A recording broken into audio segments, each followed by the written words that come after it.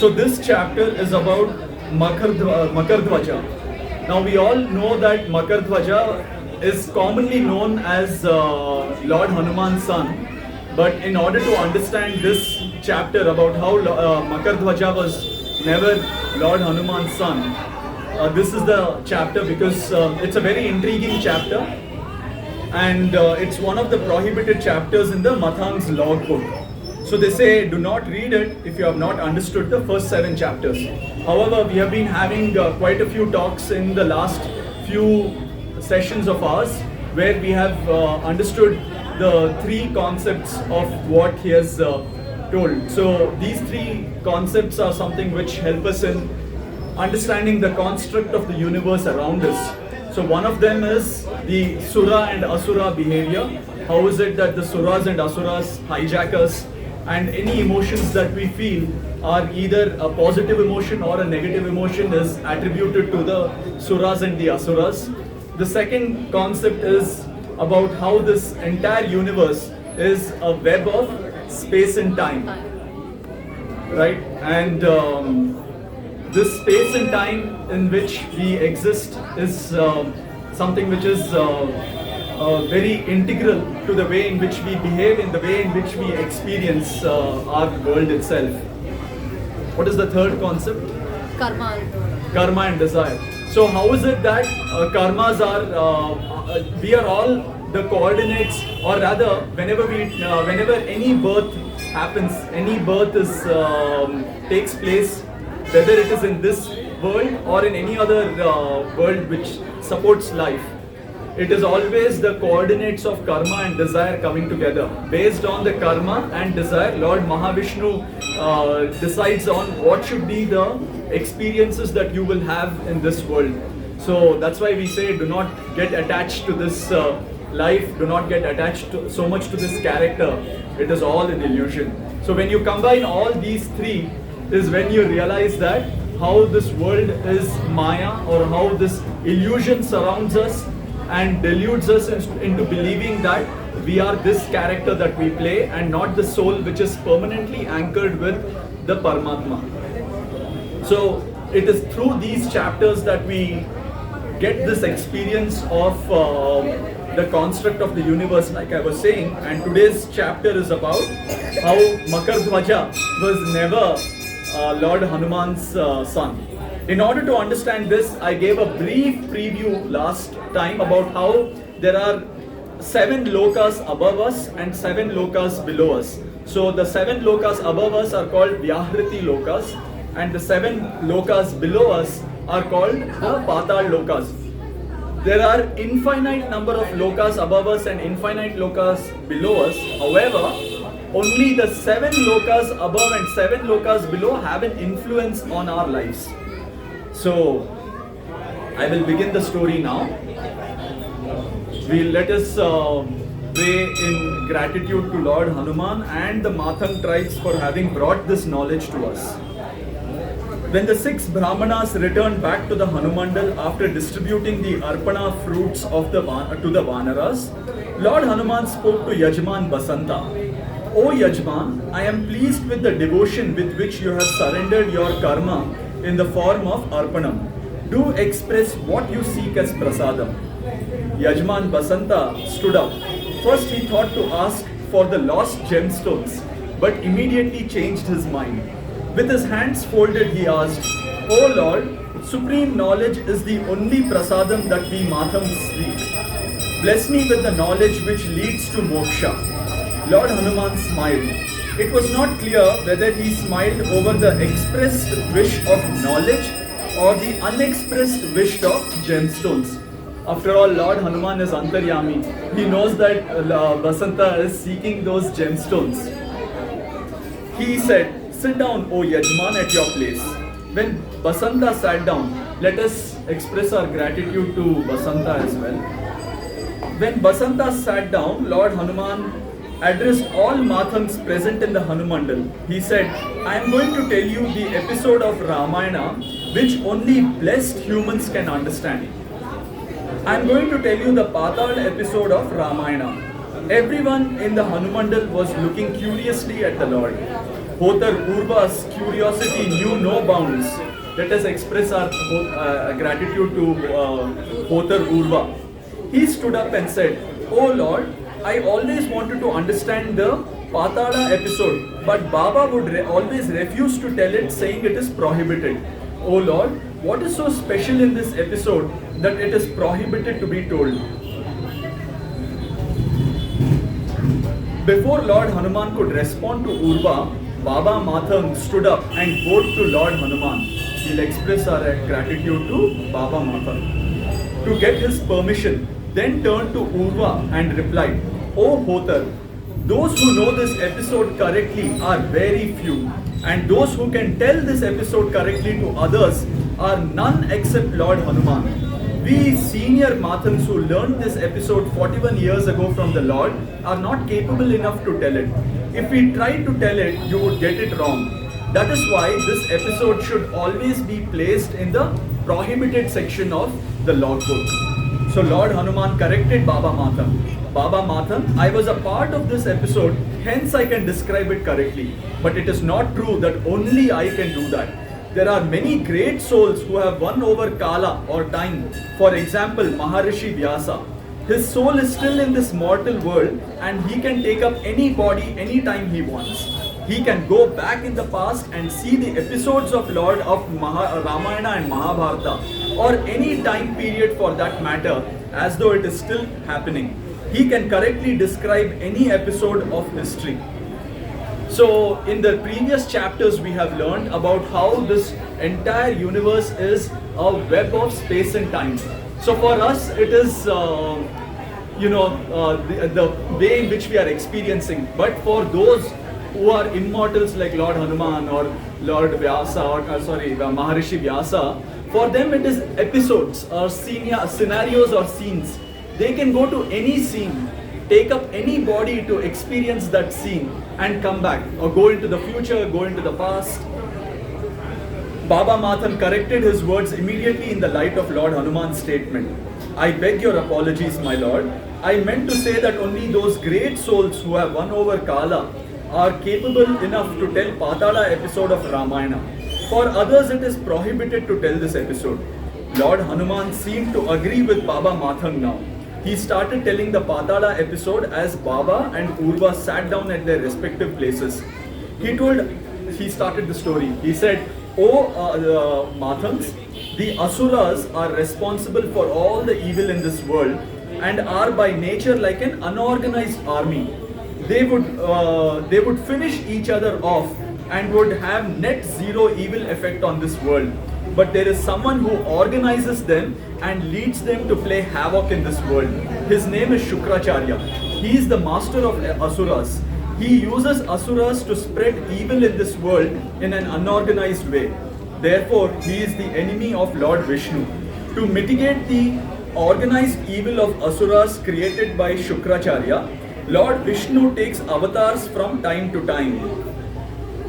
So there are many evils happening in this world, and I am also, I'm a part of a lot of WhatsApp groups which send me a lot of things that are happening which make your blood boil. To that I can only say that please understand that these are bodies these are souls whose bodies have been hijacked by Asuras, and they lead them to commit this. So in the last chapter we learnt about how a Matham tribe member itself, Vasanta, whose body and mind and samskara was hijacked. Body, mind, intellect and samskara was hijacked, and therefore he had no qualms and no compunction about stepping on a bird's nest and breaking those eggs. So this way, once we allow Asuras to take over us, our bodies, minds and intellect starts justifying any kind of evil act. So let's not hold grudges, let's not hold strong emotions of hate, of anger towards those who are committing evil in this world.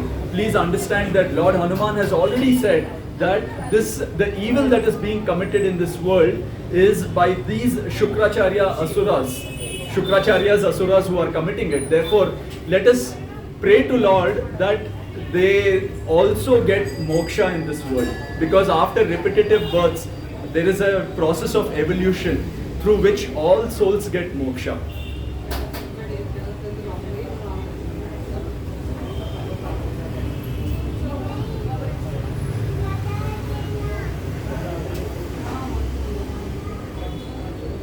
Oh, just a second, I seem to have closed the app by mistake.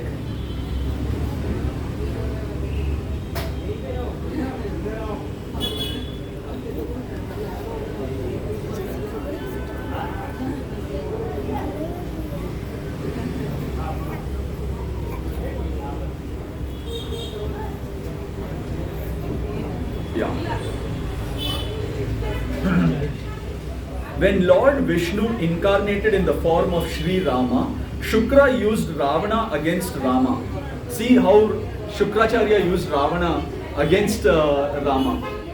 Ravana was very intelligent and sharp-minded individual. Shukra made Asuras hijack Ravana's body, mind, intellect and samskara. Then he rallied all the Asura powers behind Ravana and pitched Ravana against Sri Rama. When Lord Vishnu came in the form of Sri Krishna, Shukra pitched the mighty Bhishma and all great warriors of that time against Krishna. Bhishma was very powerful, and according to him, he was a righteous person. He had no idea that his intellect was hijacked by Asuras in such a way that his own principles of righteousness were being used for the evil design of Shukra. Same was the case with other great warriors like Drona. Shukra rallied all the Asuras behind these powerful warriors. Ravana, Bhishma, etc. deserved the fate they got because they allowed their body, mind, intellect to be hijacked by Asuras. However, the most sophisticated evil design of Shukra is waiting to trap Lord Vishnu's upcoming avatara Kalki into it. The biggest challenge for Lord Vishnu is to find a woman who is free from the influence of Asuras. A woman who can keep Lord Kalki in her womb for 9 months without the influence of Asuras. In this peak of Kali Yuga, there is not a single human being who is free from the influence of Asuras. Therefore, the birth itself of Lord Kalki is going to be a bigger exercise than the Mahabharata war. Such is the evil design of Shukra this time. Ravana got the attention of Shukra when he exhibited his exemplary learning power and intellectual capability. When Ravana became the king of Lanka, he thought of strengthening his kingdom by winning nearby kingdoms. The eve before Ravana was about to depart with his army for winning one such kingdom, Shukra met him and asked, Dashanana, how much time do you think you will take to win this kingdom, the kingdom of Araka? There was a very powerful king called the Araka. So Ravana was in the habit of, he had this ambitious or rather falsely placed ambition of becoming a big ruler. That was also placed due to the Asuras who invoked the feeling of jealousy against Kubera, feeling of anger against his father. Oh, brother. Yes, all of this was already there in Ravana. So it was so easy for the Asuras to hijack him. But his mother was also from Asura clan. Yes. Father is a rishi and mother Yes. is from Asura. Ravana replied with all humility, Acharya, King Araka has built a strong fort inside a deep, dense forest. All the animals of the forest are loyal to King Araka. So I have to deal with not only Araka's army, but also the animals and other traps of the dense forest. I know the challenge ahead, hence I would prefer not to boast about the time I may take to win this kingdom. But this much I can assure you that I will win this kingdom quicker than any other warrior of this world can. So my intention is not to break your morale, Dashanan, but for once think, there are hundreds of kingdoms in this world. In your entire life, how many of them can you win by way of direct war? In your entire life, after every war, the army suffers huge casualties and need months to recover. While speaking these words, Shukracharya's eyes were keenly observing the reaction on Ravana's face. After a small pause, Shukra said, "O Dashanana, you have a body which is equivalent to 100 human bodies in terms of skill. You have a mind which is equivalent to 10 human minds in terms of knowledge. Despite these extraordinary capabilities of your body and mind, at the end of the day, you are just a human being. If you compare yourself with the size of this world, you are only a small particle of mass. If you want to win the entire world, you may need to go beyond the limitations of human body and mind." Ravana took a moment to organize his thoughts and said, "Acharya, I am not a human, I am not a single human in terms of strength. Thousands of soldiers of my army are ready to die for me. Their body minds are my body minds too." See, look at the infallible logic of Ravana. They say, why do they say he's Dashanana? Because it's not because he had 10 heads. It is because he had the power of 10 human beings' minds. He had the power of 100 human beings' bodies. So you can see the sharp nature of logic that is happening here. Shukra said, "Imagine you had a body of a snake instead of a human body. You could reach and kill King Araka without any obstacle, without even the help of an army. But what is the point of imagining things which are not possible? How can I have the body of a snake? I am a human," Ravana said while thinking deeply on Shukra's words. Shukra said, "You are a human, Dashanan. You are a soul which has a human body right now. You can leave this body and wear another body if you desire so." We have already learned this in the first chapter, where Urmi was approached by death, but she could leave. Lord Hanuman taught her the skill of leaving her body and going into another body which was about to experience death. And then she came back to her body to continue the rest of her life. So, when we also feel, and Lord Hanuman tells us that we could also be this way, right? We could leave our bodies anytime, because this is what was happening in Satyuga. We could leave our bodies anytime, because if the learnings of this character is over for me and I express a desire to be, let us say, an Olympian athlete, right? I can go into that body and then let that learning finish. I can go into somebody whose body has a lot of power in this world, experience that learning. I can keep shifting. But what prevents us is, oh, what will happen to my family if I leave this body?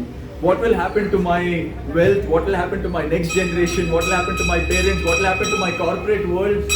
All the achievements that we had, we are holding it so close to us that we do not want to leave it for a second. And that is illusion.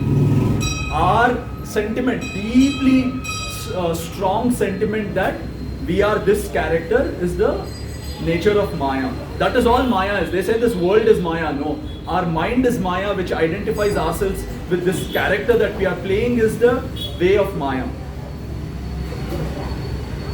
Ravana said, "Acharya, I know that I am just a soul. Just like body travels in the coordinates of space and time, soul travels in the coordinates of karma and desire. Coordinates of my desires and karma are such that I have a human body now. So how can I have a snake's body?" Then he corrects himself. You mean to say that, then Shukra says, "You mean to say that you always had a human body in this life? From your birth until now, you have never had any other body in this life?" asked Shukra. "No, yes, my soul has always had a human body in this life," Ravana replied hesitatingly. Shukra glanced a piercing look at Ravana and said, "This is equivalent to saying that your body has always remained on ground throughout your life. Do not forget, even when you walk on the ground, your one step always remains in the air. Same way, it is possible that when you are in a human body, your soul might be taking other bodies as well." So remember the Swapnaloka thing, where our soul travels in our when we sleep to Swapnaloka and takes any bodies and fulfills its desires and comes back into the body when we wake up. So Ravana replied, "Acharya, as far as my memory serves me, I have always had a human body. Do you trust your memory more than your soul? Asked Shukra. Ravana had no words to respond to Shukra. After a small pause, Shukra explained, O Dashanana, memory is just a feature of your body and mind. What body you have right now depends on your soul's karma and desire coordinates. Hence, what memory you have right now also depends on your soul's karma desire coordinates. When you go to sleep, your body goes to Swapnaloka, takes up different bodies there. Your soul cannot bring all those memories of Swapnaloka in this body. It brings only those memories in your body which are allowed by your karma desire coordinates, which we have already learned how Lord Indra fulfills our desires in Swapnaloka. So Ravana understood the secret of the soul immediately. He asked, Acharya, I trust my soul more than my memory, and I trust your teachings more than anything. Please teach me how to change my body. Shukra said, how are you planning to go to Araka's kingdom? Do you know the right path? Ravana replied, yes, Acharya, my army commanders have done the survey and found the best path to reach Araka's kingdom. Just like you rely on your commanders to reach Araka, you have to rely on Asuras to change your body. Asuras, look at the way he is manipulating him. Asuras know which combination of karma desire coordinates leads to which body. Hence, you need to give Asuras access to yourself. Do not worry, I am the master of Asuras. They will do what I want them to do, Shukra explained. Acharya, I surrender myself to you. Please order what I should do to win the kingdom of Araka. A minister of Araka is against Araka. He will help our army from inside the fort. After killing Araka, I shall make him the governor of that kingdom. He shall govern the kingdom under my rule. Let's take a pause. Imagine so many desires. There are so many thoughts that come to us when we are trying to be ambitious in life. Right? When we are trying to be ambitious and get ahead, we try to see who are the people who are in our way. We analyze circumstances and say, how do we bring that person down so that we progress? First, we learn what is Maya. To identify ourselves with this character is Maya. Now, what does the character say? Let us go ahead. It is propelled by greed of what? Of power. There is a void of power inside me, which means that I feel that I'm powerless. Which was the same thing with Ravana, right? He feels he's powerless. So there is a void of power. He feels he doesn't have the riches. He has seen his king, he has seen his stepbrother Kubera. And he feels I need to be as rich. He feels I need to be as powerful. So let us take a pause and introspect. What is it that we feel we have a void in our lives for? Do we have a void for power? Do we have a void for wealth? If we have a void, we try to fulfill it externally. I have a void within me for power. I have a void within me for wealth. I have the void within me for whatever, so many things. There could be lust, there could be food, there could be beauty, so many things that propel me. I have a void within me. I feel that I should acquire it from the external world. This external world itself is an illusion, and it is trying to tell you that if you do this, you will be complete. That completion is never possible. You see the people who acquire more wealth, they will feel the need to acquire even more wealth.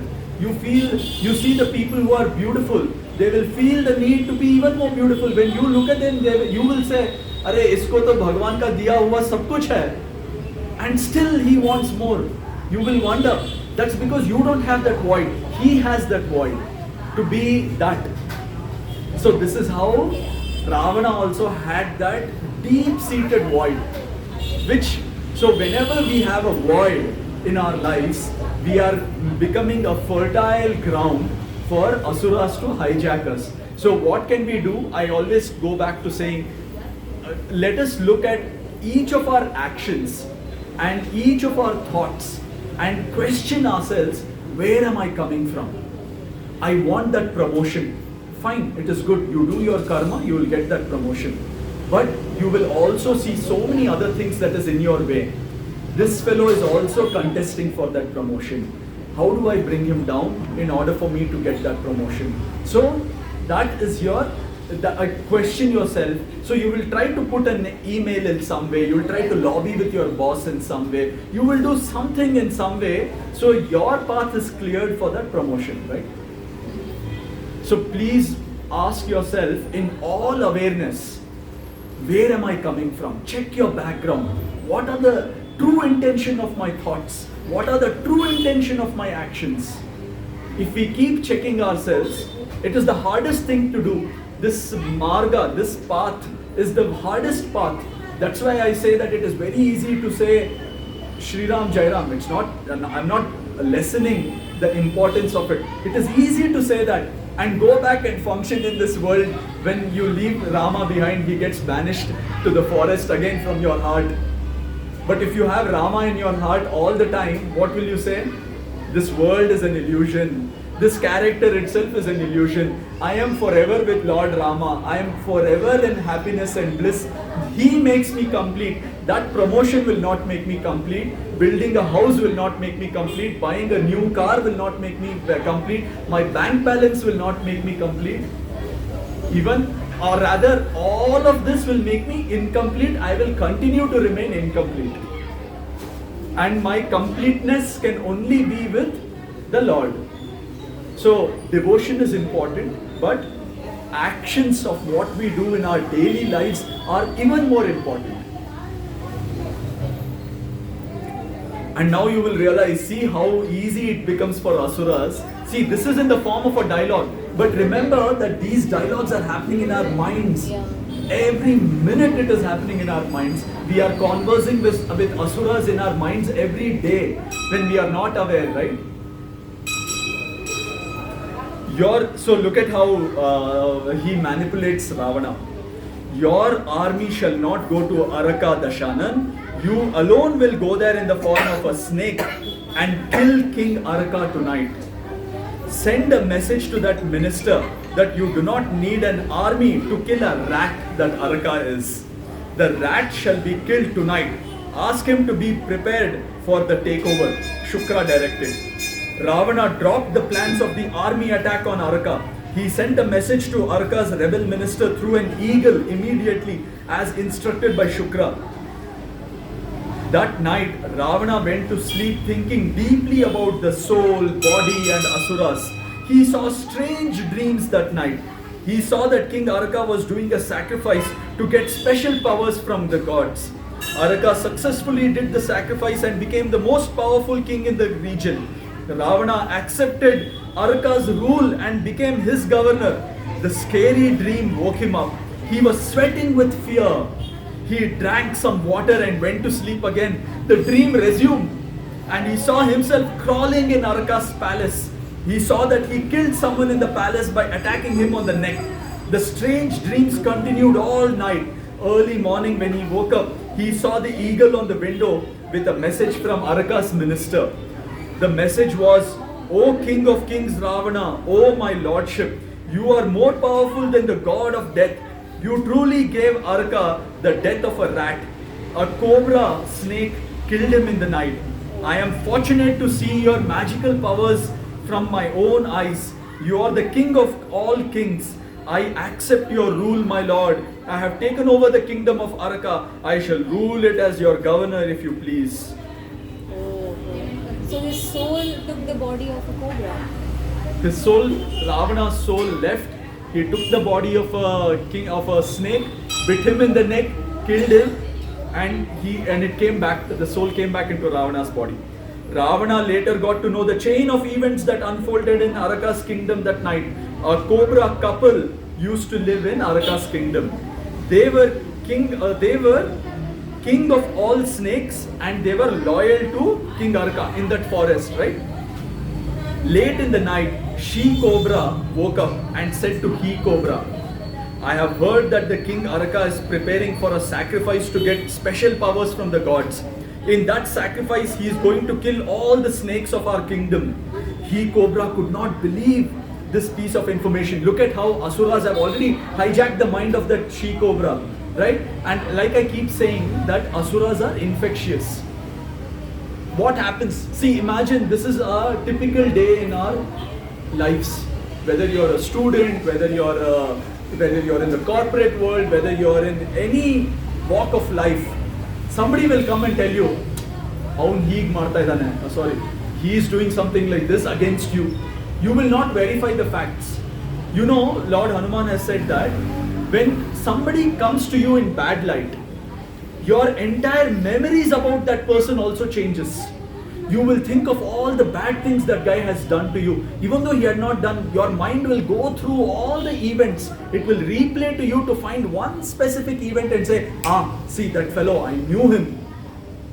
He was like that. Your mind plays that. Why? Those Asuras, you have let those Asuras come into your mind. Somebody will come and tell you something about another guy. See that fellow, no, he did something like this. What happens to you when something like that happens? Think about it. It happens to us every day. The other day somebody came and told us that our neighbor, he did something like this. Okay, I kept checking within myself, okay, let us give him the benefit of the doubt of whatever he has done. I don't want to, I will keep that. See, after all, I have to also operate in this world. I can't be a fool, you know, and keep saying that, okay, I'll forgive him, he is doing like that. No, that is not our intention. Our intention here is to check ourselves, not to run back in history and color our memories.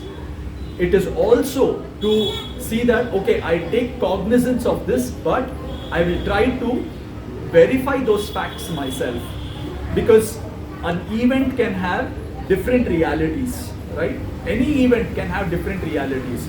A reality is something that my father told me, this is what happened. A reality can be from that person who has experienced it himself. Another person can have a different interpretation. So these are not, when I say realities, I am saying that an event is singular, but its interpretation based on the background information and the biases we carry are different. Do you understand what we're saying? Because for some of the new listeners who are not aware of this concept, I'm trying to elaborate it in more detail, but what I'm trying to say is that, see, everything that is happening here is very, very applicable to our daily lives, right? And it is happening to us every minute. So he Cobra could not believe this piece of information. He enquired from the king's palace and got to know that Araka was indeed preparing for a sacrifice which was to start at dawn. That's all he knew. Okay, there is one sacrifice that is happening. Does that sacrifice involve sacrificing all the snakes? No, it never did. But he jumped to conclusion. And we do that all the time. We jump to conclusions. So he Cobra became very angry at this betrayal. He sneaked into king's palace and killed him that night itself. First thing in the morning, Ravana went to Shukracharya to know how this miracle had happened. Shukracharya told, "Oh Dashanan, last night your soul went inside the body of the she cobra, which when she was sleeping, and her soul was not there in her body. You gave false information to he cobra by using the body of the she cobra. Araka had no plans to kill the snakes for the sacrifice." But Acharya, when did I go into the she cobra's body? I do not remember anything. I only remember that I had some strange dreams last night, Ravana exclaimed. Next moment he realized the inconsistency of the words and corrected himself. It doesn't matter what I remember, because my memory is subjected to my soul's karma desire coordinates at this moment. Yes, I cannot trust my memory. I can only trust your words. It is the most miraculous thing that I have ever observed in my life, Acharya. Without even using an army, you killed a king. See, look at imagine if this was to happen to in your life, in our own lives. I include myself when I say, if something was to come to you which was not of your purusharth, which means not of your actions, what would you have said? You have said, right? I mean, I don't deserve this. It has come to me by deceit. It has come to me by lies. And I don't want this because it does not belong to me.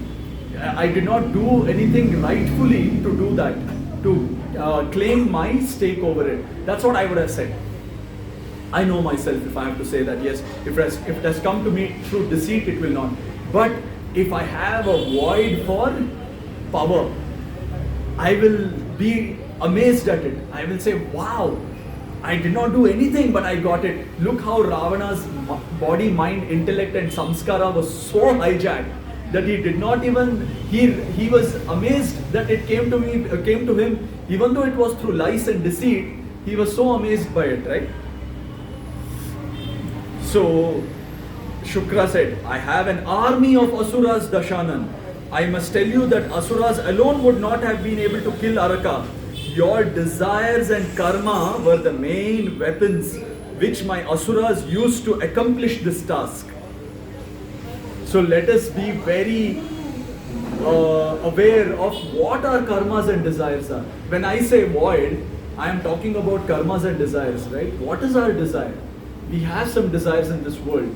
Let us be very aware of how this desire is propelling us, how this desire is driving us in our lives. Because it has a great capability to drive us in the wrong direction. The power of your soul combined with the power of my asuras can do bigger miracles than this. Oh my dear Mathangs, I told you this incident because it is very important in understanding this Patala episode. So this Patala episode is of Makardhwaja, but now you understand how souls travel and hijack bodies. Ravana's journey on the path of Asuras started with this incident. Slowly, Asuras managed to take full control of Ravana. Lord Hanuman told the extremely curious audience of Mathangs. Before any of them could ask any question, Lord Hanuman resumed, very soon, Ravana won many kingdoms like this and expanded his rules far and wide. One day, Shukra invited Ravana for a conversation near a volcano.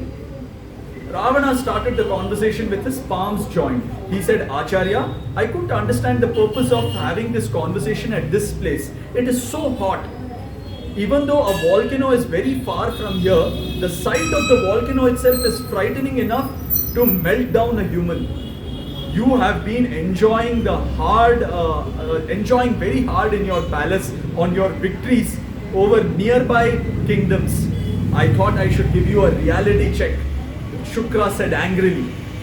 Ravana knelt down at Shukra's feet and said with hands folded, Acharya, please do not be angry at me. Your words are more frightening than the volcano.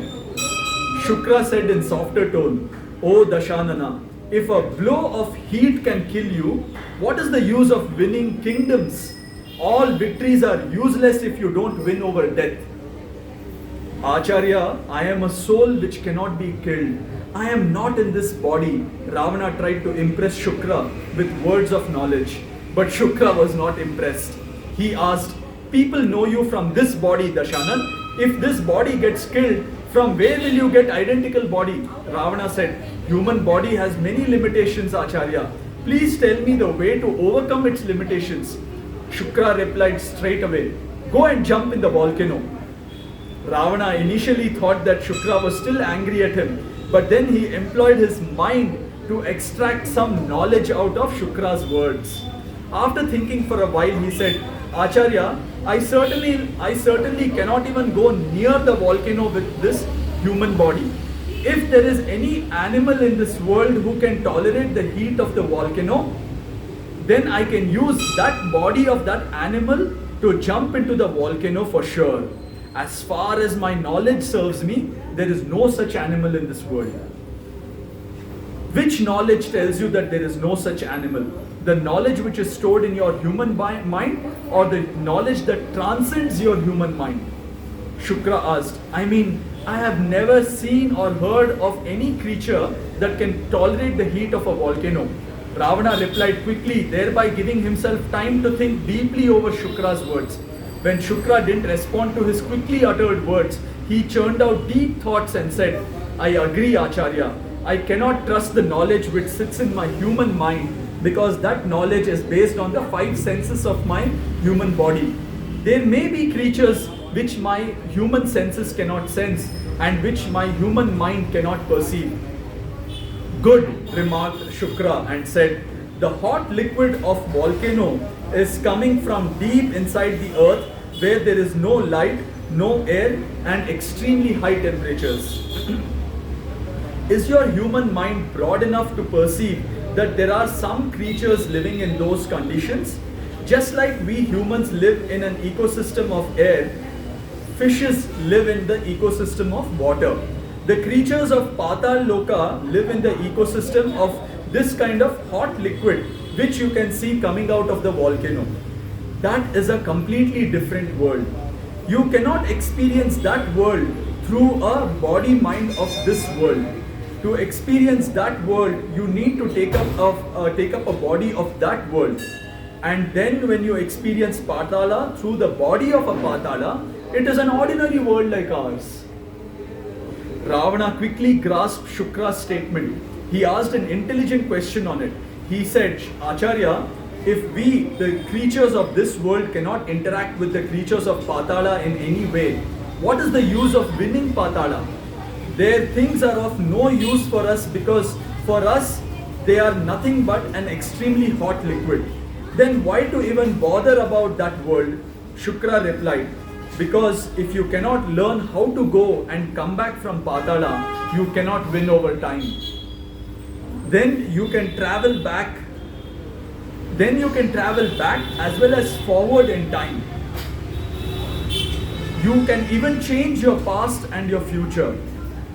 Ravana couldn't ask anything immediately. He went into deep thoughts. To assist his thoughts, Shukra said, the key here is that Patala exists in completely different plane of existence.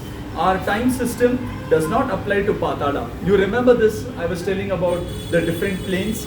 There is a different time system in the upper loka of the Vyahriti loka. There is a different time zone of ours and the different time zone of Patal loka. Patal loka exists in our past, which means,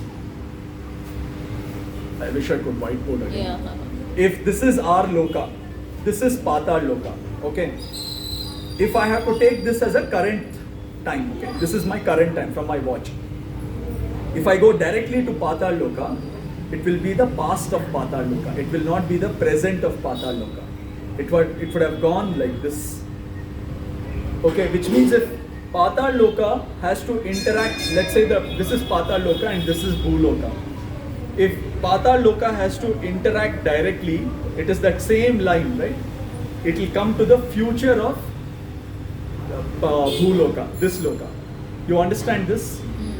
This and this. Okay? If, let me reiterate if you haven't understood. From Bhu loka, which is our loka, we cannot travel. He says there is a path to travel to Patal loka.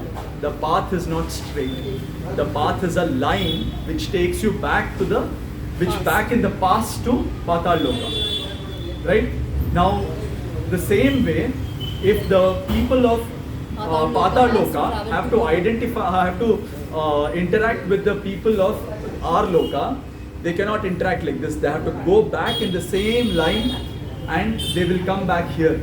The same line extends to Vyahriti loka, which means that if I have to interact with the current of Vyahriti loka, I cannot go up straight. I have to go like this, which means that I will be interacting with the future of Patal loka. So if it is 2020 here, 2023 here, and I have to go and interact with Vyahriti loka, I will be going to their 2050.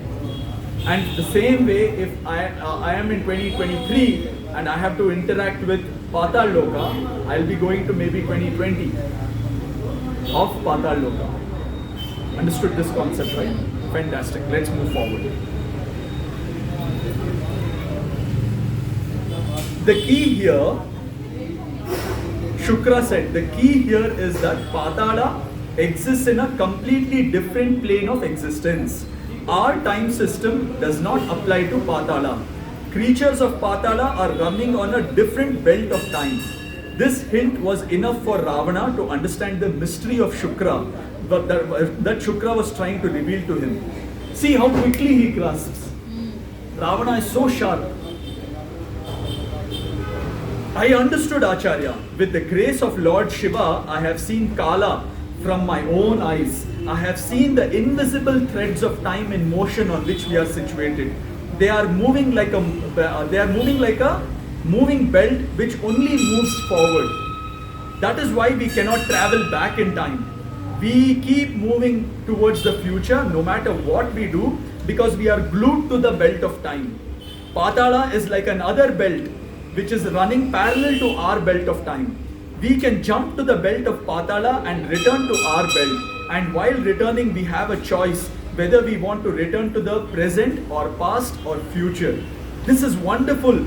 But Acharya, how to go to Patala? Shukra replied, Dashanana, my army of Asuras is capable enough to change your desire karma coordinates in such a way that your soul will get access to bodies of Patala creatures very soon. If only you stop your silly celebrations over your victories. Oh my dearest Mathangs, from that day, Ravana started his soul experiments in Patala. At that time, there were two brothers living in Patala, Ahi and Mahi. Ahi Ravan ki bhuja ukhade. No, there was no Ahi Ravan ki bhuja ukhade. Ravana's soul got access to the body of Mahi, and through that body, he started experiencing the magnificent world of Patala. There was deep love between the brothers Ahi and Mahi. Ravana took advantage of it. He used to enter Mahi's body and mislead Ahi into doing evil things. Setu's note. Ahi and Mahi were not Ravana's brothers. Ahi and Mahi were brothers, and Ravana used to enter Mahi's body. If you couldn't understand it, please read the chapter again from beginning. I hope there is nobody here who hasn't understood it. Everybody has understood it. Great. With this Patala experiments, Ravana learned to travel back and forward in time in Manav Loka. Manav Loka is our Loka. However, he learned only and only what Shukra wanted him to learn. Ravana's actions were no longer driven by his free will. His soul was fully captured by Shukra through Asuras, and Shukra was using him to weave an evil design against Lord Vishnu. The out-of-the-world powers thus acquired by Ravana and the way Lord Rama destroyed them is the most magnificent part of Lord Rama's Leelas. Those Leelas can only be described by learned ones and only before an eligible audience. You all are an eligible audience now. Why? Because you have understood this concept.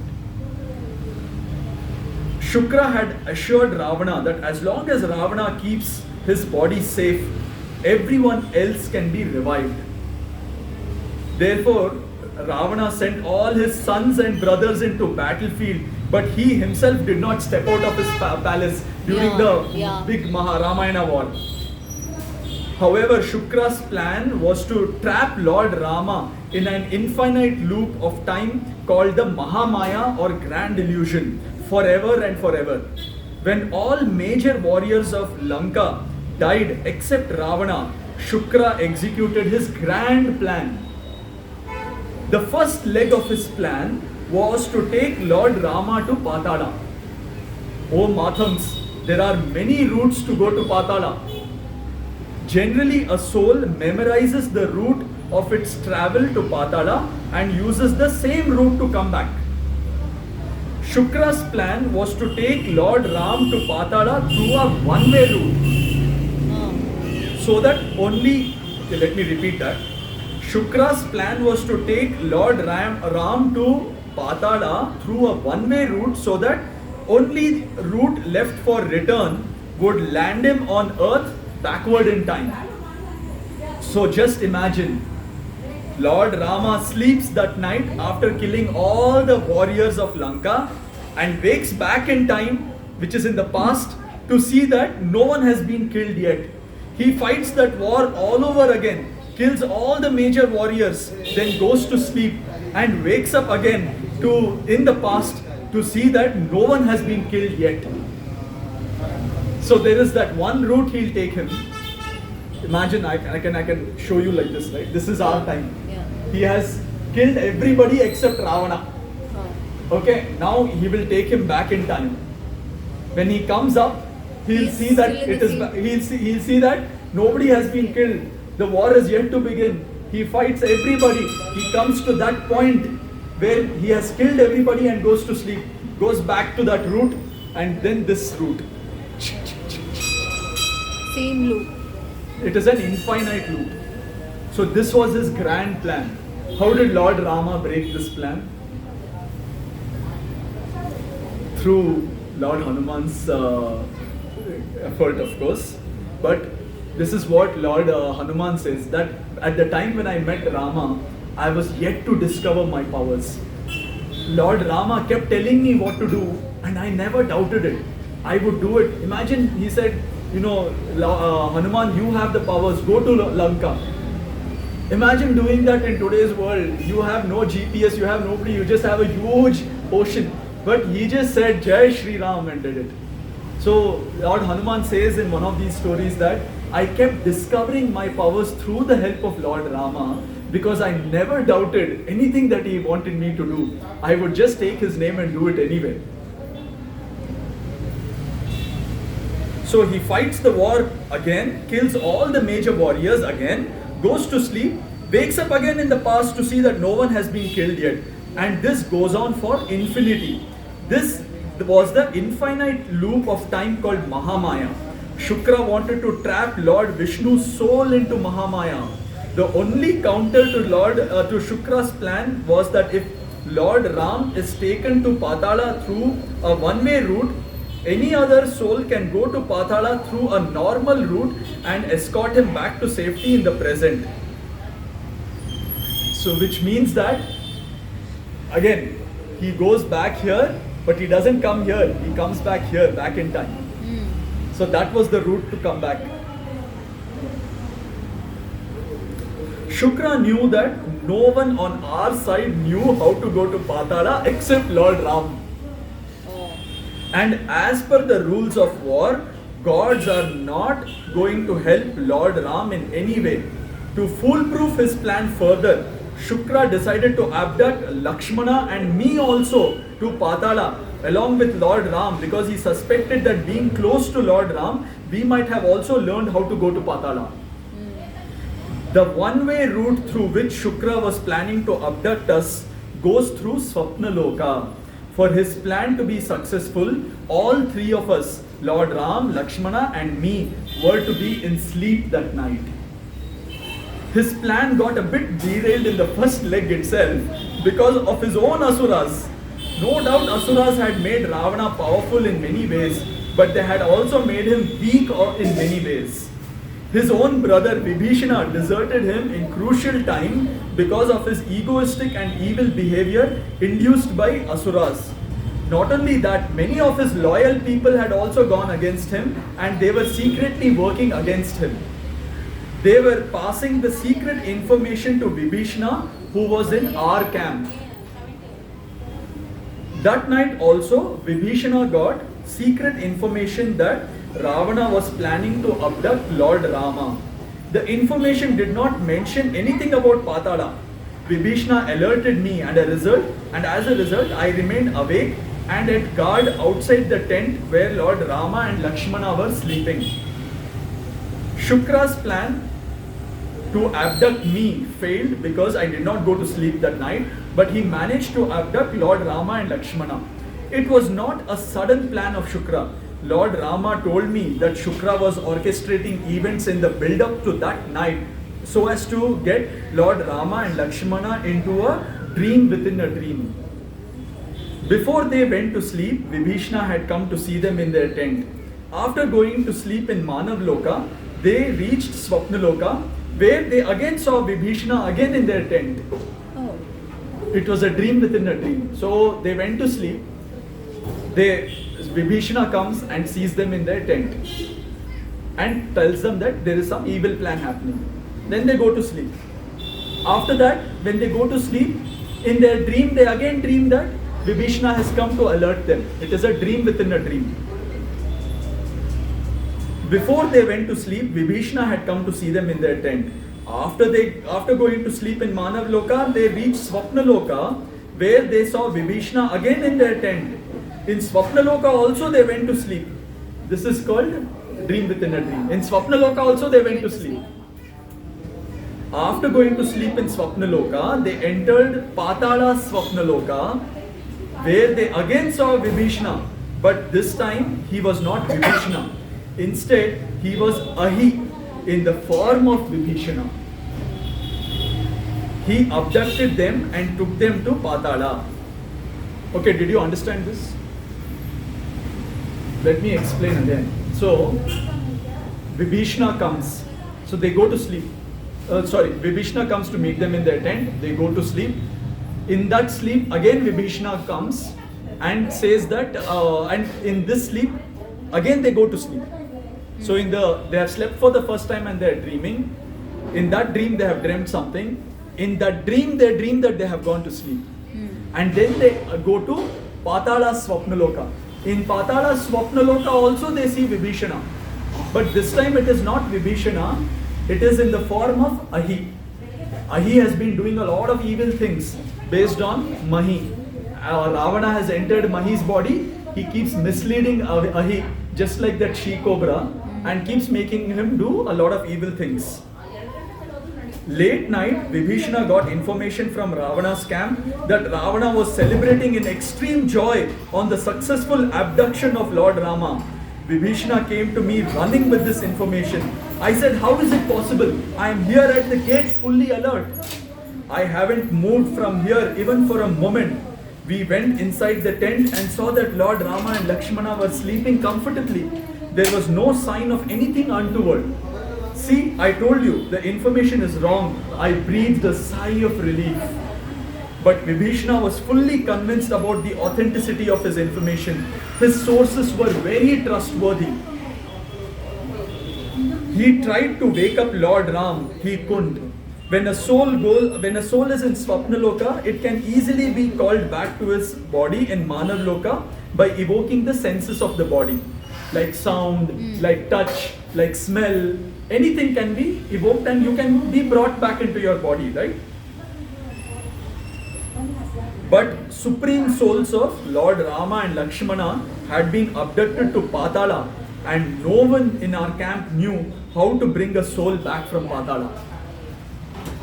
Amazing, right? I did not know anything before I met my master Lord Ram. It was with his grace that I discovered my powers one by one. I knew nothing about Patala when Lord Ram and Lakshman were abducted. Then I thought, how can anyone abduct Supreme Lord? This must be his Leela to bring out my inner powers, as was happening since I met him. I sat down near the holy feet of Lord Rama and started meditating. I saw a vision of strange creatures gathered around two strange creatures. My soul was telling me that those two strange creatures in the middle of the crowd were my Lord Rama and Lakshmana. Very soon I went into deep meditation and I found myself at a strange gate. Surprisingly, the gatekeeper called me father. And I was not shocked to hear him call me father. I was also feeling that he was my son. Oh wise Mathangs, his name, I was also feeling he was my son. His name was Makardhwaja. Do you understand, oh wise Mathangs, what was happening with me? My soul had entered into a body of Patala called Agnikush. And Makardhwaja was the son of Agnikush. It made my task easier. He escorted me to the abducted souls, Lord Rama and Lakshmana, who were trapped into Patala bodies by Ahi and Mahi brothers. Oh. Lord Rama and Lakshmana are sleeping, but their souls have gone into Patala Swapnaloka and into Patala, where there are two bodies. And Lord Hanuman knows that somehow they are only Lord Lakshmana and Lord Rama trapped in those two bodies.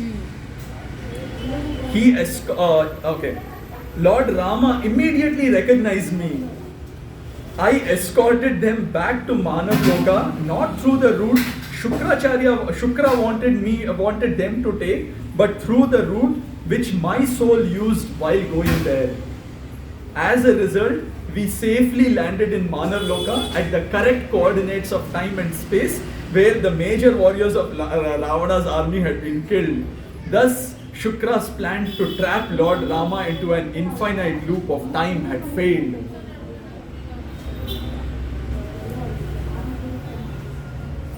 Setu's note: Makardhwaja was not Lord Hanuman's son. If you have not understood it, please read the chapter again. If you have understood it, you are one of the few blessed souls in this age of ignorance.